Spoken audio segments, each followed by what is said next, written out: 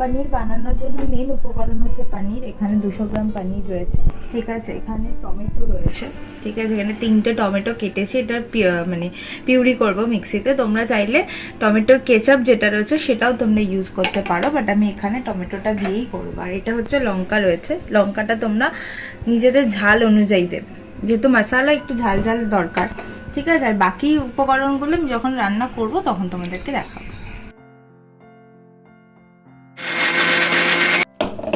এই যে দেখো, এখানে কিন্তু পিউরিটা রেডি হয়ে গেছে টমেটোর। এই মশলাগুলোকে আমি শুকনো খোলায় ভাজবো। এটা হচ্ছে দারচিনি আছে, 2টো দারচিনি, 8টা এলাচ, 5 থেকে 6টা লবঙ্গ আর কিছুটা কাজু বাদাম। শুকনো খোলায় একটুখানি ভেজে নেব। যতক্ষণ না এটার একটা গন্ধ বেরোবে ততক্ষণ কিন্তু এটা একটু ভাজবে। কড়াইয়ে সাদা তেল দিয়েছি, এবার পনিরগুলোকে ভেজে নেব।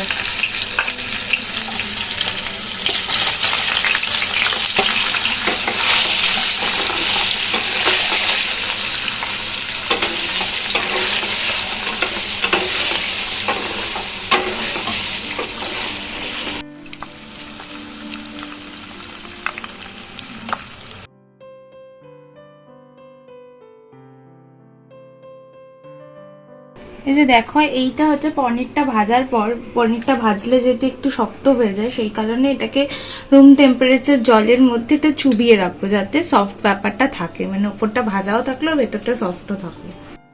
দেখো, এবার জিরে ফোড়ন দিলাম, ঠিক আছে। জিরে ফোড়ন দেওয়ার পর এই যে আদাটা কুচি করে রেখেছি, ঠিক আছে, সেই আদা কুচি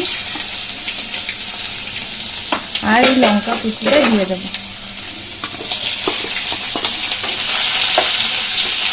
এটা একটুখানি ভাজবো, যতক্ষণ না মানে একটা ভাজা একটা গন্ধ যতক্ষণ না বেরোবে ততক্ষণ ভাজবো। ভাজার একটা গন্ধ বেরিয়েছে, এরপরে দিয়ে দেবো রঙের জন্য কাশ্মীরি লঙ্কার গুঁড়ো, ঠিক আছে, আর হলুদ গুঁড়ো। হলুদ গুঁড়োটা সামান্য দেবে, নাহলে হলুদের কিন্তু একটা গন্ধ বেরোবে। দেখতে পাচ্ছি একটা কালার এসেছে, ঠিক আছে। এরপর যেটা দিয়ে গ্রেভিটা তৈরি হবে সেইটা আমি দেব, সেটা হচ্ছে এই টমেটো পিউরিটা।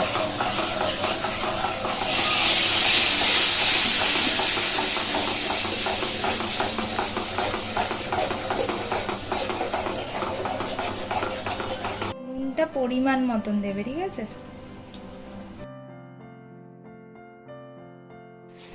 চিনিটা দিলাম যাতে এই যে টমেটোর যে একটা টক ভাব থাকে, ঠিক আছে, সেইটা যাতে ব্যালেন্স হয় সেই জন্য। এবার এটাকে ভালো করে কুক করব ঢাকা দিয়ে। A few moments later. কালারটা দেখতে পাচ্ছ কি দারুণ এসছে, ঠিক আছে। এবার এর মধ্যে দিয়ে দেব একটুখানি যে মশলাটা শুকনো খোলায় ভাজলাম, সেই মশলাটা এবার দেব। শুকনো খোলায় ভাজা মশলাটা গুঁড়ো করেছি, এবার একটুখানি এটা দিয়ে দেবো।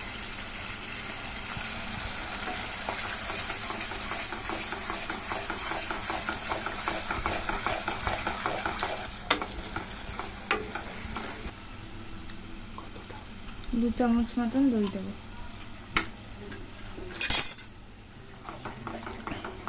কালারটা দেখতে পাচ্ছ, পুরো একদম খাসির মাংসের মতন কালারটা এসেছে।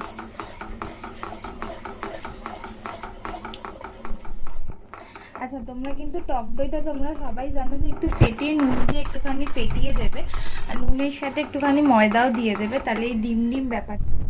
আমার হাতে সময় কম বলে আমি সেই কারণে একদম ডাইরেক্ট দিয়ে দিলাম। এবার আস্তে আস্তে এটা কুক হতে হতে ঠিক হয়ে যাবে।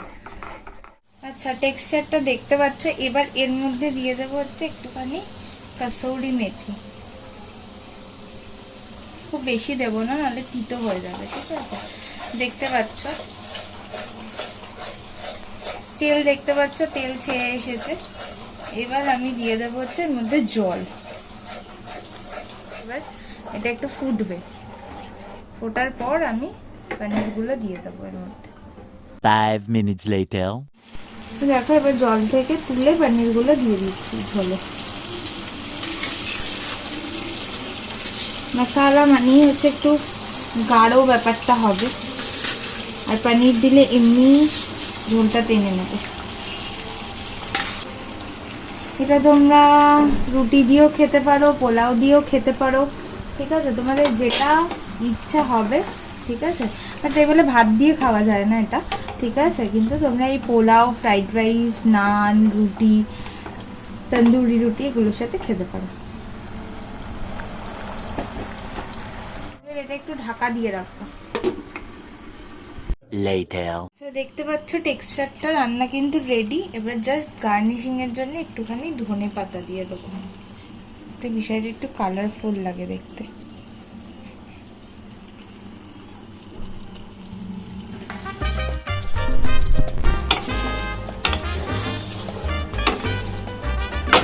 রান্না রেডি।